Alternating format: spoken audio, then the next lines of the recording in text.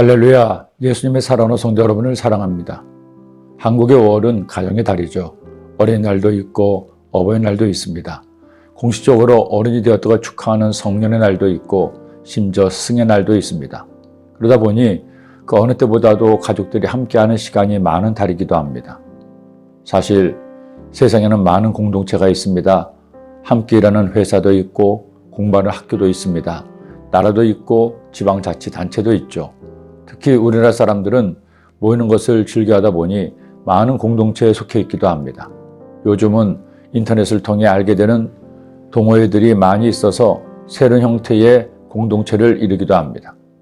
이런 대부분의 공동체는 사람의 필요에 따라 만든 것입니다. 그런데 하나님께서 만드신 공동체가 있습니다. 바로 교회와 가정입니다.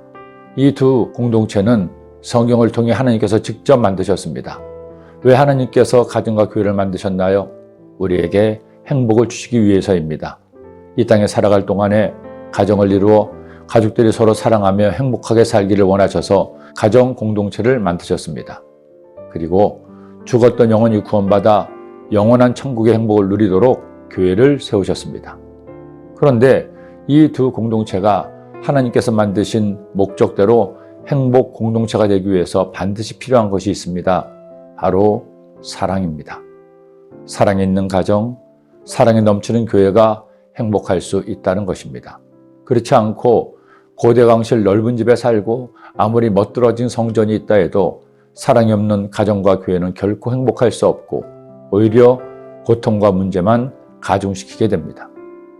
하나님께서 이스라엘 백성들에게 주신 십계명의 7번째 계명은 간음하지 말라입니다. 왜 하나님께서는 사람 사이에 지켜야 할 3번째 계명으로 이 계명을 주셨을까요? 하나님께서 우리에게 행복을 위해 주신 가정이 하나님의 뜻대로 행복하기 위해서입니다. 가정이 행복하기 위해서는 가족 간의 신뢰와 사랑이 필요합니다. 그 사랑과 신뢰를 위해서 부부 아닌 다른 이와의 성적 관계를 하나님께서 금하신 것입니다.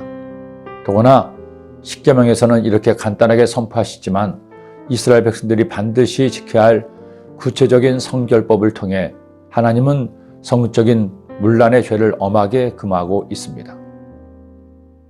너희는 너희가 거주하던 애굽 땅의 풍속을 따르지 말며 내가 너희를 인도할 가나안 땅의 풍속과 규례도 행하지 말고 너희는 내 법도를 따르며 내 규례를 지켜 그대로 행하라. 나는 너희 하나님 야훼이니라.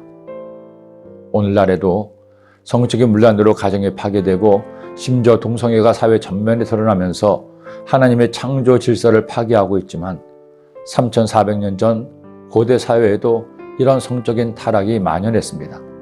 이스라엘 민족이 살던 애굽도 그들이 들어갈 가나안도 성적인 풍속이 너무나 참담하고 지저분했습니다. 그런 그들에게 하나님은 율법의 말씀을 통해 영적인 순결뿐 아니라 육체적 순결을 지킬 것을 명령하신 겁니다. 성은 더러운 것이 아닙니다. 숨길 것도 아닙니다.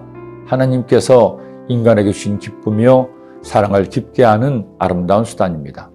그를 통해 하나님의 명령하신 생육하고 번성하게 하는 하나님의 뜻을 이루게 하는 정당한 방법입니다. 그런데 그런 귀한 성을 단지 쾌락만을 위해 즐기다 보니 인간이 스스로 아름다운 성을 추한 성으로 더럽힌 것입니다. 그러니 우리는 하나님의 선물인 성을 하나님께서 정하신 가정의 질서 안에서 지켜나가야 합니다. 부부 사이에 신뢰와 사랑을 굳게 지키며 사는 가정에 하나님의 복이 임하기 때문입니다. 세상을 갈수록 악해지고 취해지고 있습니다. 이런 세상에서 천연기념물이 된다 해도 하나님이 내게 주신 성을 잘 지켜서 아름다운 가정을 이루고 부부에게 서로가 소중한 선물이 되기를 기도합니다. 기도드립니다. 사랑의 주님, 오늘 주신 십계명의 말씀처럼 가정에 하나님께서 기뻐하시는 귀한 사랑이 충만하게 하시고 가정 안에서 복된 사랑을 나누어 주님께서 기뻐하시는 삶을 살아가는 우리 모두가 되게 하여 주옵소서. 이 사회에 만연한 모든 성적인 타락을 주께서 다 제어해 주시고 거룩한 주님의 백성들이 회복되게 하여 주옵소서. 예수님의 이름으로 기도드립니다. 아멘.